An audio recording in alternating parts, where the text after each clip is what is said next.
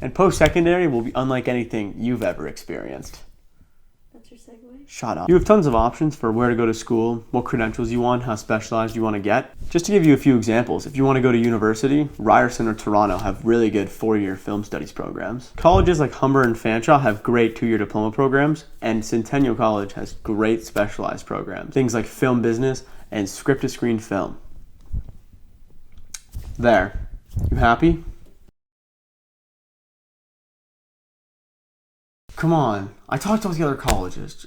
Just let my family go. Ontario has some of the best colleges out there for whatever you want to do, but I'm a little biased towards one of them. Just a little. Sheridan offers really cool programs for a lot of the major creative fields. Things like game design, illustration, I'm proud of my dog. Photography, this is a Sheridan student's work, by the way. Go follow him, great photographer. Animation, and of course film, which is the one I'm interested in. When applying to Sheridan, you have to make a portfolio. Not a portfolio of your past work, a special one made just for them. I'll show you what I'm talking about.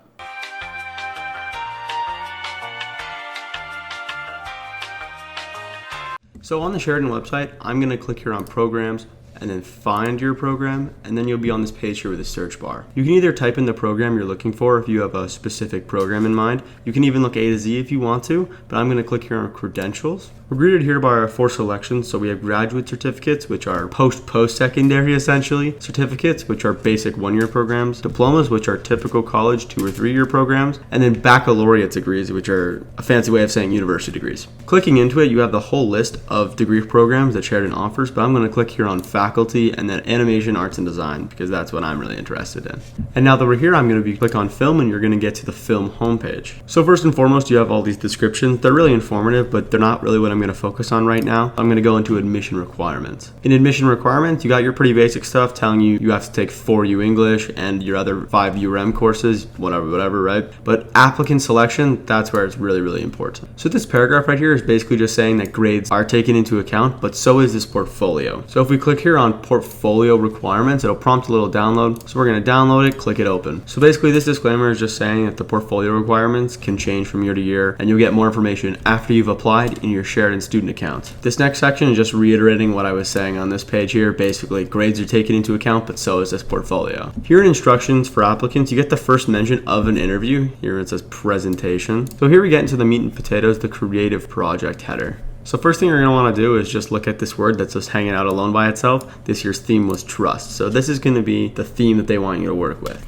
This first paragraph here is just saying you need to submit this portfolio to be considered, and that it should be a demonstration of all your skills. So basically, you're selling yourself. Give them a reason to remember you and pull out all the stops. Moving on, this next paragraph says it has to be a 2-minute video in any style, a documentary, a story, whatever. And the quality of your equipment doesn't factor in. This doesn't mean that the camera work is allowed to be bad. It means that just because you can't afford a $2,000 camera doesn't mean you don't have talent. So now we got these 3 bold sentences followed by paragraphs, and I'm going to save you the time of reading. Number 1, max 2 minutes. If it's any longer, anything past 2 minutes doesn't count, but it can be shorter. Number 2, you gotta post it online so they can watch it multiple times, preferably Vimeo. Number 3, you can work with other people, but you're gonna be asked what you did on the project. So for example, I was the director and my partner was the writer. And finally, additional information. Nothing very important. It's just saying that you don't need a laptop for year 1 and that it's a competitive program. So yeah, basically that's it. And I'm gonna get off the computer now and I'm gonna talk about my personal experiences.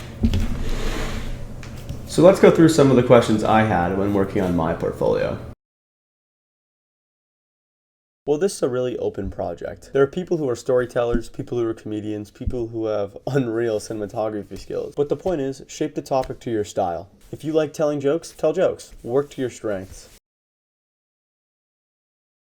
I struggled with this for a while I was working on my portfolio. You just gotta remember that this is only a 2-minute video. You don't have enough time to get really complex with it. Just be creative and be memorable.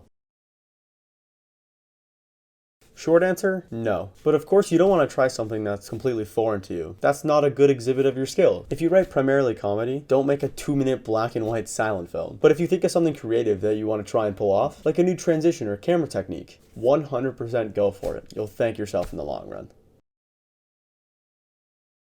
Once you apply, you get access to a bigger PDF file, 9 pages instead of 2, and it includes a rubric. As you can see, there were 5 categories, all out of 12. Theme is pretty self-explanatory. Practical skill is about your camera work and editing. Verbal communication is your interview mark. The creative process is planning and producing, but I think engagement is the really interesting one. I knew keeping the audience engaged was important, but it has its own category, while camera work and editing are lumped into one. Keep that in mind.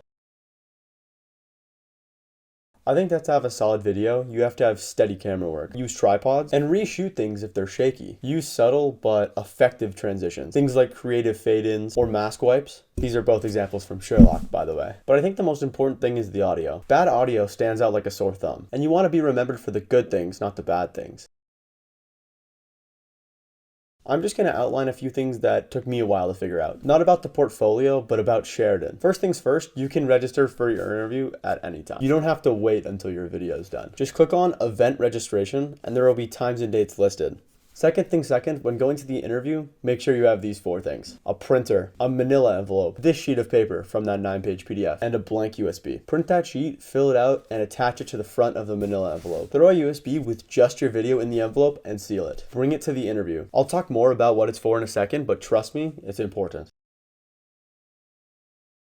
So when I went to my interview, I went pretty early, and I ended up being the first person in line when I got there. About 10 minutes before the scheduled start time, a group of peer students came and started taking everyone's information. Something they were looking for was proof of payment. So basically they just want to know that you paid the $50, I think it is, for the interview. All the applicants for that day, there was about 35 of us. We were all led into this room, and this room ended up being like a huge movie theater. We got handed numbers as we walked in, and since I was the first one, I got number 1, so I ended up going first for the interviews. Peer students took us 2 at a time to interview rooms because there was 2 simultaneous ones happening at the same time.